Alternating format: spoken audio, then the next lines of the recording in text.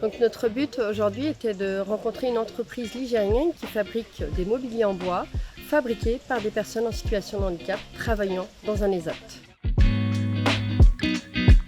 La Fabrique des Potirons, c'est une jeune start-up qui a été créée en 2020. On crée et on imagine des mobiliers pour les enfants. L'aventure a commencé avec la naissance de mon fils, où ma femme me demande est-ce qu'on pourrait lui faire un lit cabane.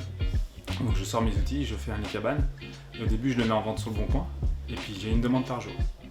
Donc je me dis je vais pas vendre le lit de mon fils, donc je commence à acheter du bois et à faire des lits. Et en fait, la source d'inspiration de mes créations, c'est mes enfants. C'est au gré de leur évolution, de leur peur, de leurs souhaits. J'imagine des choses qui leur servent dans le quotidien. Et après, je les fais partager au plus grand nombre, parce que je suppose que les enfants ont ces besoins-là. Notamment les enfants à côté qui ont les mêmes besoins. Quand j'ai rencontré les personnes de l'ESAT pour leur proposer la fabrication de la tour d'observation, c'était une vraie rencontre. J'ai rencontré des gens qui étaient touchants. Pour construire cet engagement handicap, c'est une concertation avec les acteurs du territoire et les personnes en situation de handicap pour voir comment cet engagement pouvait naître.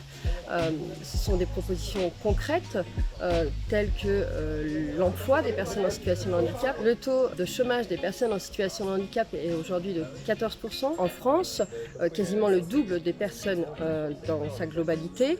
Nous avons du coup pensé à des dispositifs pour accompagner les acteurs économiques vers une vraie inclusion.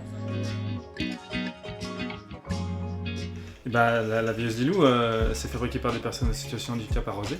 Et sincèrement, ils la font mieux que moi, quoi. Il y a beaucoup plus de minutie, beaucoup plus de précision. Et ça, je trouve que c'est vraiment super de mettre en valeur leur travail, leur savoir-faire.